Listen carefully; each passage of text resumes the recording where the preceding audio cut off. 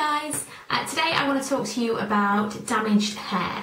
Lots of people have had questions because this time last year my hair was awful. I'll link probably a video from around that time below and you can see how horrendous condition my hair was in. Around February time, I didn't know I was pregnant, did lots of things to my hair that normally, although they were crazy, it would withstand because my hair is really strong and pretty resilient. I did lots of things to my hair that it normally would have been able to cope with, and obviously when you're pregnant your hair behaves differently, and it pretty much all broke off and it wasn't good. It all broke off from about here and my hair was probably to around there. It was fairly traumatic, but I kept my cool in the horrible times. I bleached my hair several times in 24 hours. And it wasn't good, so my hair was in a really bad way. I actually cut it myself because I so didn't want to go to the hairdressers because I was so embarrassed by what I'd done to it. It was in really poor condition. It was cut to about there myself.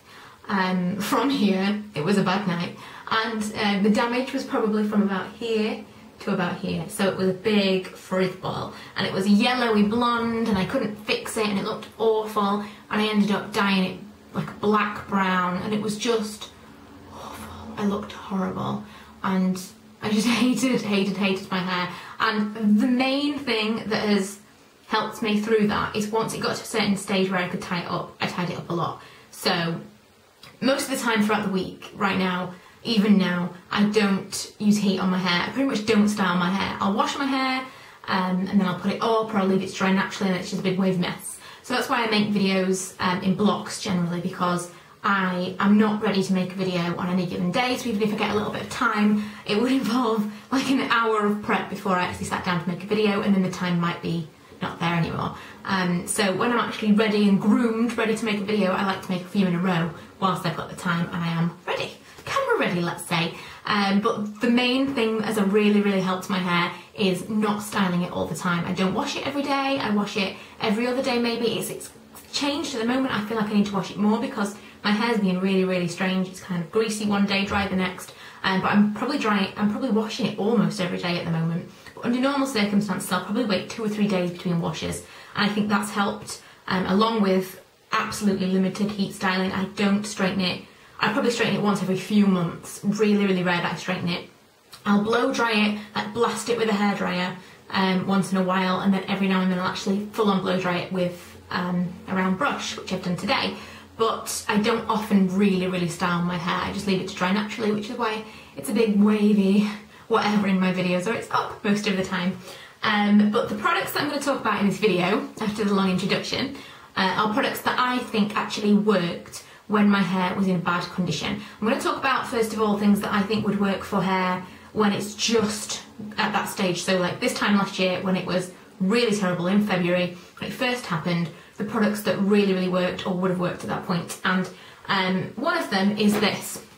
If you cannot get a brush through your hair, this is the kind of level that I'm talking about. Not just damaged hair, anyone that uses heat, anyone that's coloured their hair, they've got damaged hair. So any of these products, yeah, they'd be great for you, but I'm talking to the people that think that there is no end in sight, you're going to have an entire crop, because I have been there. I've had my hair in a full crop, like short boy hair. It looked awful. I have no pictures. I wish I did have at least one picture, but it was really awful.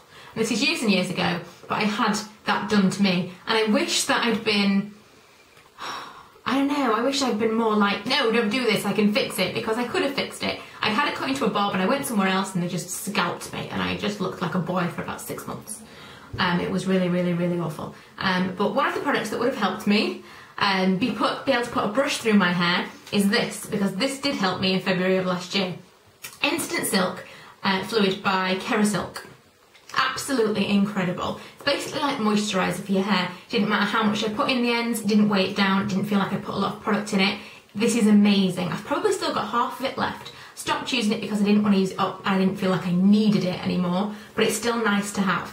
It's something that if ever my hair feels like it's got to the point where it's so dry that when I put it through it's like really tugging, this, a little pump of this, put it through the ends of my hair and it just glide through. This is an absolute lifesaver if you are in that position. So don't think that there is nothing that can help you, because there are products out there Not all of them will work. I actually tried the Kerasilk shampoo and the treatment. I bought these from Sally's at the same time. Not cheap, by the way. Didn't do anything for me at all. These are going to be in rotation soon because I'm trying to use up all of my products that I have in my cupboard.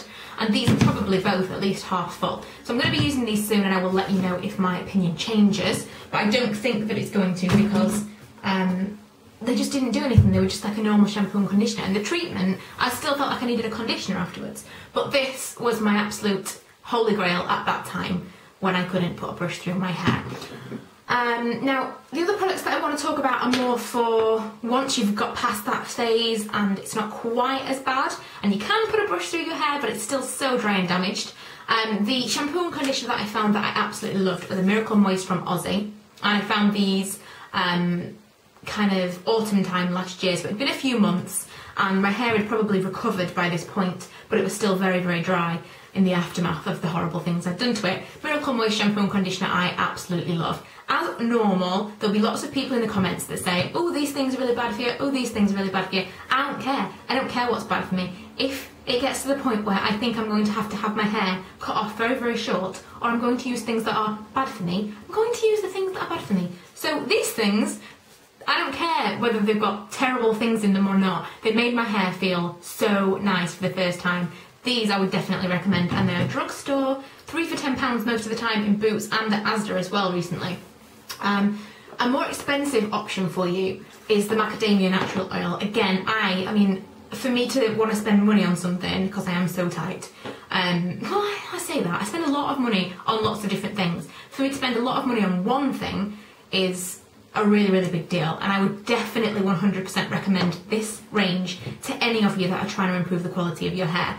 The shampoo from Macadamia Oil range is okay. It's not the best. I probably would buy the Miracle Moist over this, but if you wanted the full range, you've got the shampoo, and then there's Deep Repair Mask. I'm not sure if they do a regular conditioner, but this is incredible. I've nearly got through this entire tub, and I've got a tube as well on the go at the same time. I never want to run out of this, because it's like, I know, it smells amazing.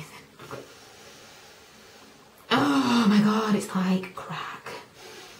I wasn't sure about the smell at first because it doesn't smell anything like the macadamia oil, which is amazing smelling as well, but oh, it smells so good. I really, really like this, and this is absolutely my favourite thing to put on my hair. I know it will feel soft and silky afterwards. Amazing. And then, of course, the macadamia oil. It's what started it all. If you had to buy one of the things, I would say use this, because you can use this in your conditioner and make it kind of do a similar thing to this. I often put this and this on my hair at once as a treatment and then wash it out and it's fine.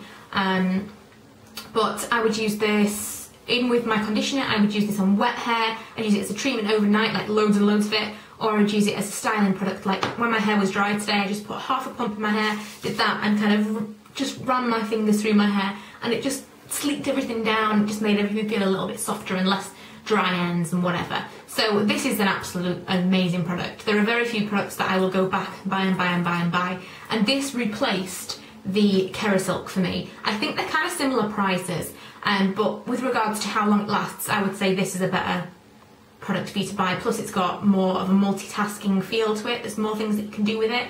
Whereas people that don't like the idea of putting oil in your hair, this is for you, because this is lightweight, you don't know it's in your hair. I don't think this is in my hair as well. I don't think that I would have to put a lot of this in my hair to feel like it's got oil in it. But I know that some people are a little bit dubious about putting oil in your hair, so you would love this. So that's the macadamia stuff.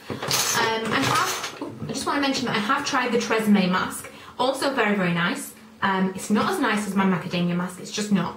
But as a budget version, it's an anti-breakage and split ends mask, reconstruction and deep conditioning, and it is a very nice mask for the money. And also did nice things, did lovely things, but again, if you wanted to get the oil, this and this together would probably work really, really well.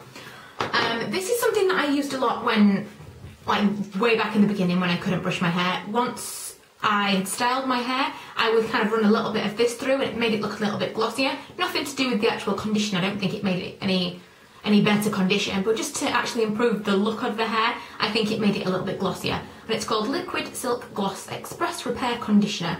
And it's just something that you can spray in your hair like a leave-in conditioner, and it's from Gliss.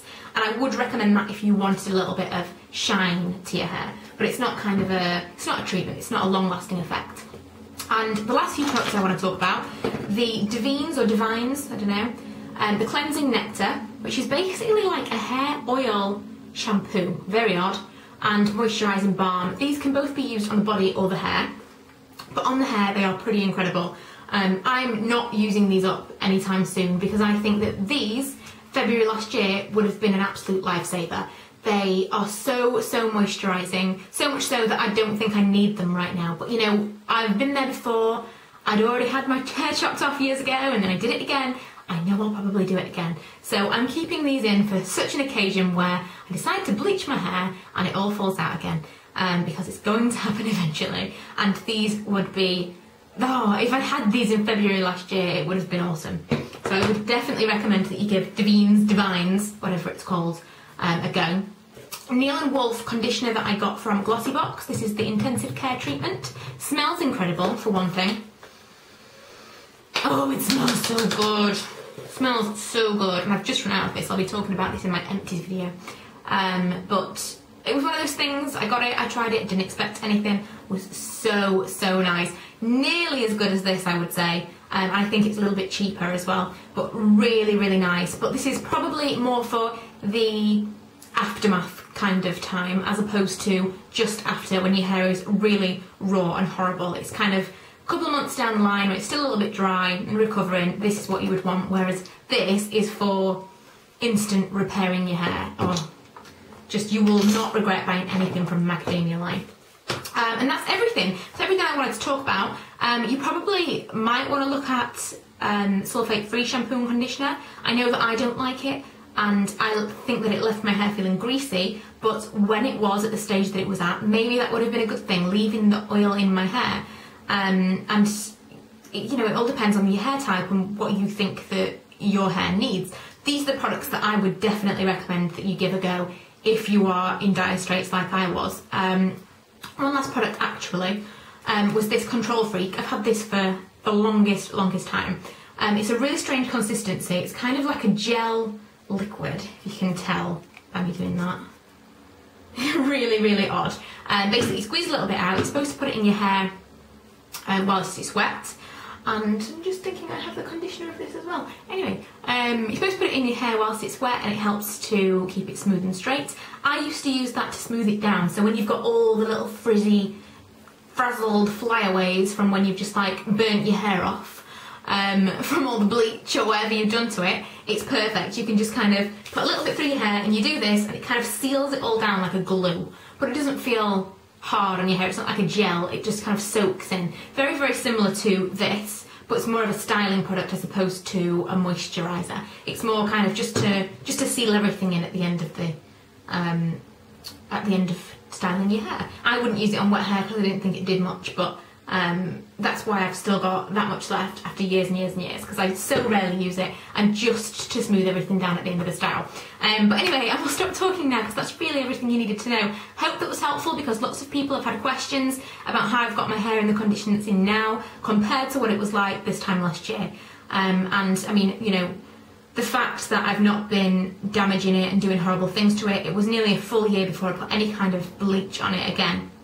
It was barely coloured in the meantime. But I've had professional highlights put in twice now, and I don't want any more. This is kind of this is the colour that I want to be at. I just want it to grow, and I want it to get into the best condition that it can get in, and that's the idea to have, not I want it to be blonder, because it's not going to help.